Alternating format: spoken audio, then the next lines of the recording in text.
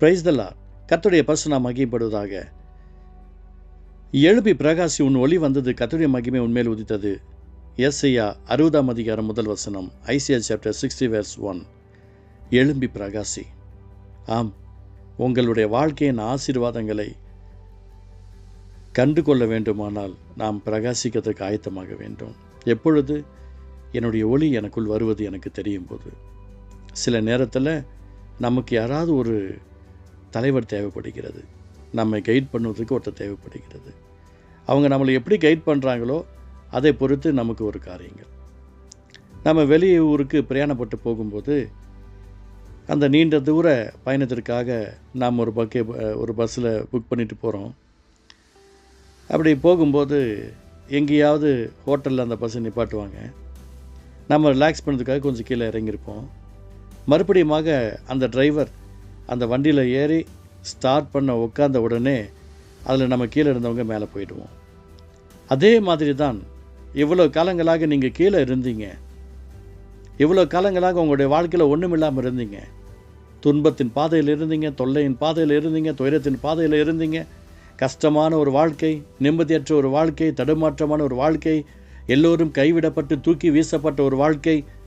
இப்பொழுது உங்கள் வாழ்க்கையில் இருந்து இந்த வேதனை, துன்பம், துயரம், கஷ்டம், நஷ்டம், பாடுகள், உபத்திரவங்கள், கடன்கள், எல்லா சோர்வுகளிலிருந்தும் மீட்டெடுப்பதற்காக ஆண்டவர் இப்பொழுது உங்களை இயக்குவதற்காக வாகனத்தில் உட்கார்ந்துருக்கிறார். அவர் உங்களுக்கு அற்புதங்களை செய்வார். எப்படி ஒரு டிரைவர் உட்கார்ந்தோடனே நமக்கு தெரிகிறதோ அதே போல் நம்ம உள்ளத்தில் ஒரு விசுவாசம் வரும். எழும்பி பிரகாசி, உன் ஒளி வந்தது, கர்த்தருடைய மகிமை உன்மேல் உதித்தது.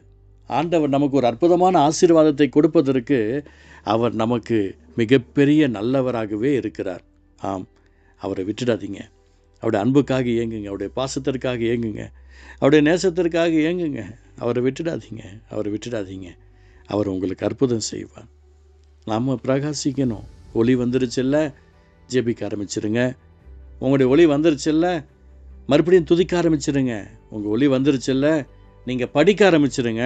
உங்கள் ஒளி வந்துருச்சுல்ல, வேலை செய்ய ஆரம்பிச்சிருங்க.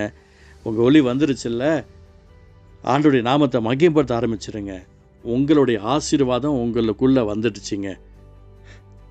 உங்களுடைய பலன் உங்களுக்குள்ளே வந்துடுச்சு.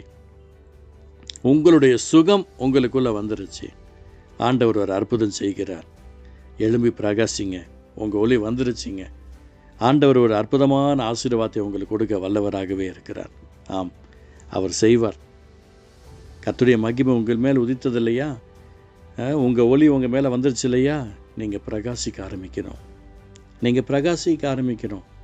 எனக்கு சப்போர்ட்டுக்கு யாருமே இல்லைன்னு சொல்லி இத்தனை காலம் நீங்கள் இருந்தீங்க. இதுக்கப்புறம் இருக்காதீங்க. எங்களுக்கு உதவி செய்ய ஒருவருமே இல்லையே என்று தடுமாற்றிருந்தீங்க. இதுக்கப்புறம் இப்படி இருக்காதீங்க. உங்கள் ஒளி வந்துடுச்சு.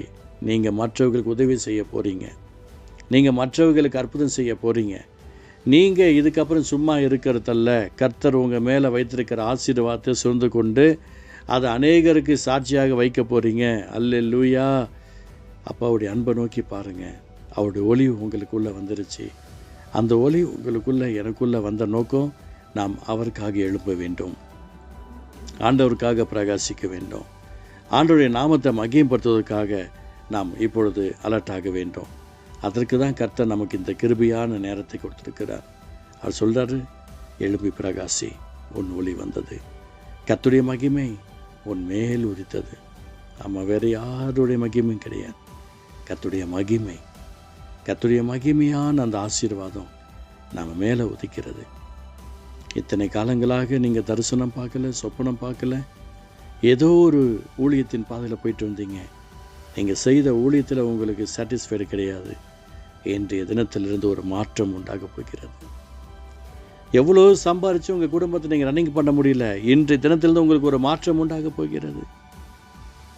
கர்த்தருடைய அன்பான பிரசன்னம் உங்களை தொட்டு பலப்படுத்த போகிறது. அந்த அன்பான கரம் உங்களை தொட்டு பலப்படுத்த போகிறது. அந்த ஆசீர்வாதம் உங்கள் வாழ்க்கையில் மிகப்பெரிய நன்மைகளை கொடுக்க போகிறது.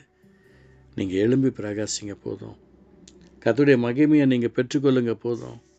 கர்த்தருடைய நன்மையை பெற்றுக்கொள்ளுங்க போதும். ஜெபிக்கலாங்களா? எழும்பி பிரகாசி, உன் ஒளி வந்தது, கர்த்தருடைய மகிமை உன்மேல் உதித்தது என்று சொன்னீங்களப்பா. இந்த வார்த்தை கேட்டுக்கொண்டிருக்கிற ஒவ்வொரு உள்ளங்களிலும் இல்லங்களிலும் தேவ அன்பு கடந்து வரட்டும். அற்புதங்கள் நடக்கட்டும், அதிசயங்கள் நடக்கட்டும், பிள்ளைகளின் வாழ்க்கையை ஆஸ்வதிக்கப்படட்டும். இயேசு மூலம் பிதாவே, ஆமென், ஆமென்.